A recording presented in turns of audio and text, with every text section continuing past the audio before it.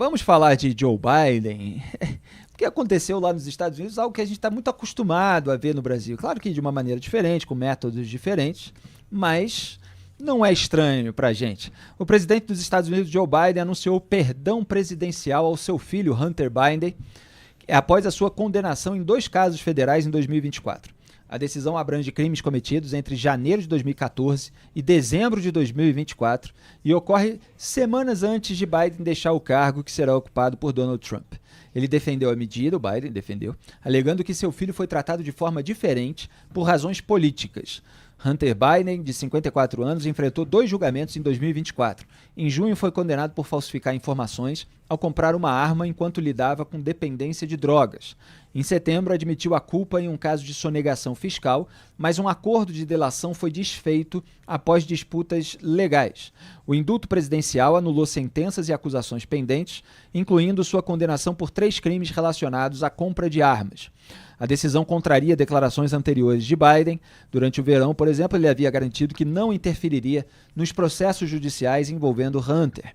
Aliás, a porta-voz da Casa Branca também disse que ele não faria isso e fez. Eu conheço um ex-presidente que falou que não ia passar a mão na cabeça de filho e, no entanto, passou o governo inteiro buscando mecanismos para a blindagem do filho.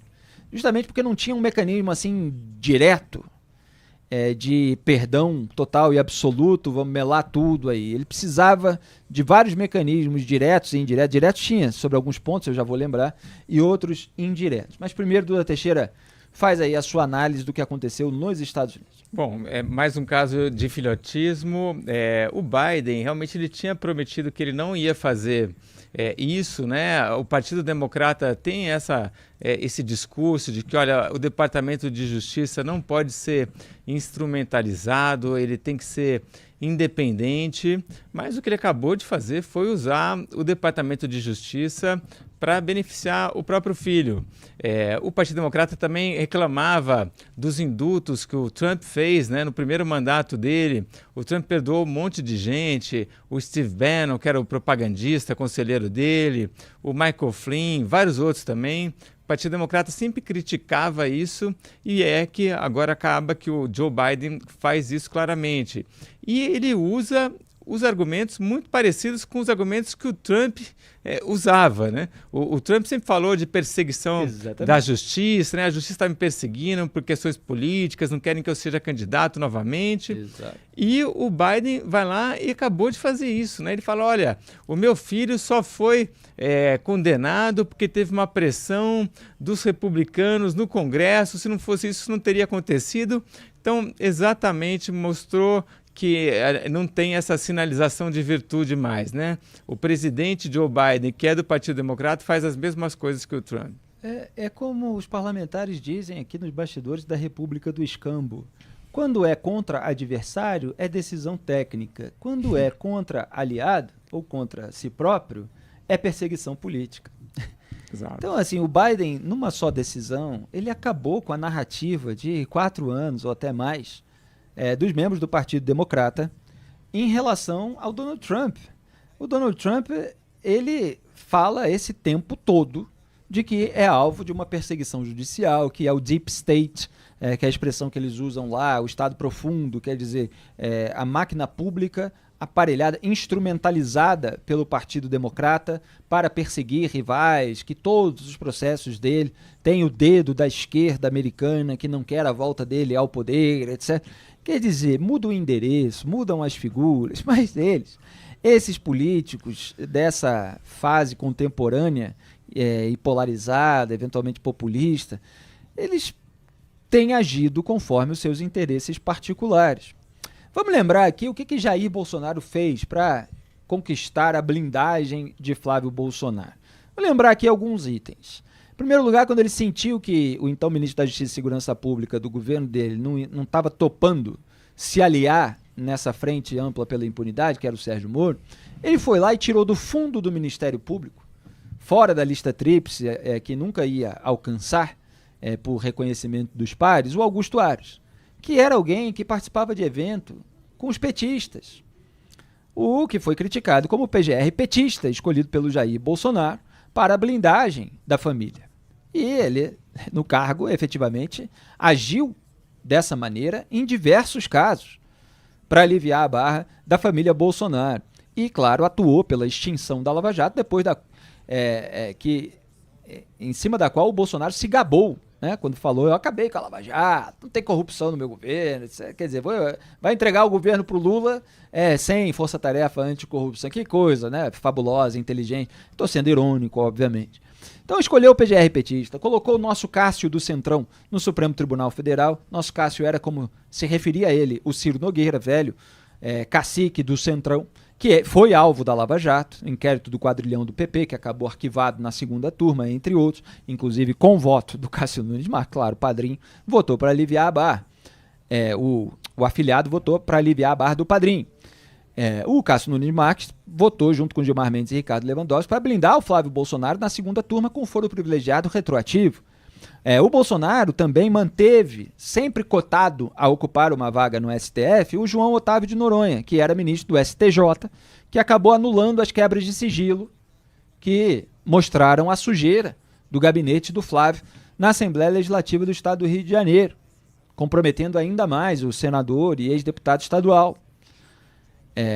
O Bolsonaro, ele enfraqueceu a legislação penal, ele enfraqueceu a lei de improbidade administrativa. Isso foi um outro caso, não diretamente envolvendo o Flávio, mas até para aliviar a si próprio, no caso da Val do Açaí, funcionária fantasma que ele manteve por 15 anos. Mas teve um episódio, dentre outros tantos, né, de aliança, por exemplo, né? Aliás, antes de citar esse episódio, que pouca gente se dá conta hoje, tem que lembrar da aliança dele com o Dias Toffoli. Ele poupou o Toffoli da CPI da Lava Toga, sabotando a medida. A família Bolsonaro toda atuou para sabotar, para retirar a assinatura.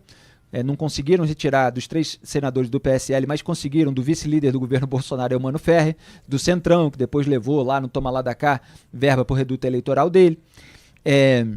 Ele acabou dando um abraço lá no Toffoli, enquanto o Toffoli paralisava investigações no STF sobre o Flávio e ainda investigações que poderiam atingir ele próprio, pelo menos a sua esposa, né, a esposa do Gilmar, lá na Receita Federal, como eu expliquei outro dia.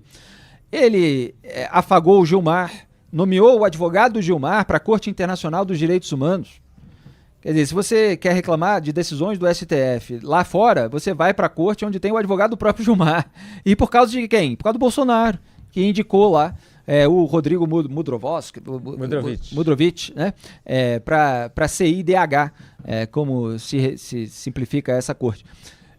Indicou primo do Gilmar, indicou marido da assessora do Gilmar, vários aliados aí, sempre afagando o ministro, inclusive, não só em cafezinhos privados, mas também em discursos públicos. Mas o elemento que eu quero chamar mais a atenção, que muita gente não sabe, é que o Bolsonaro sancionou o novo Estatuto da Advocacia. E esse estatuto previa que o advogado poderia fechar contratos de modo verbal, sem a necessidade de documentar. E sabe para que isso serviu? Para que o Flávio Bolsonaro pudesse justificar a origem financeira da sua mansão de 6 milhões de reais. Então foi o papai dele, que foi lá sancionar um projeto que previa isso, para que o filho pudesse justificar que tinha todo aquele valor, porque foram contratos advocatícios, que ele tem formação em direito, então vários trabalhos aí como advogado, etc. E o Flávio alegou, na maior cara de pau, porque o papai sancionou aquela medida que autorizava. O Flávio Bolsonaro, para vocês terem uma ideia, em 2018, ele declarou à Justiça Eleitoral R$1.740.000. R$1.740.000 em 2018. Ali 2 aninhos depois, porque ele comprou essa mansão no comecinho de 2021, ele já tinha 6 milhões, com um salário de 33 mil. Se você somar aí, vai dar cerca de 400 mil por ano e tal. Como é que chega a esses 6 milhões? Então havia toda uma suspeita, toda uma crítica, toda uma investigação, inclusive, porque ele tinha vendido um imóvel do Rio de Janeiro que tinha sido apontado em reportagens sobre as investigações do MP do Rio como local de lavagem de dinheiro do esquema de peculato no gabinete. E aí, com o dinheiro da venda desse imóvel, comprou a mansão. Então, esses elementos apareceram nas reportagens da época, geraram suspeitas, geraram críticas, etc. Papai foi lá e resolveu tudo. Então, blindagem de filho é um ponto aí que une Biden e Bolsonaro. E tem gente, Duda Teixeira, que fica brigando em casa por causa de direita e esquerda. E vamos lembrar que o Lula também ajudou o filho dele, né? O Lulinha. Exatamente. Exatamente. Mas é com os ministros do STF de sempre.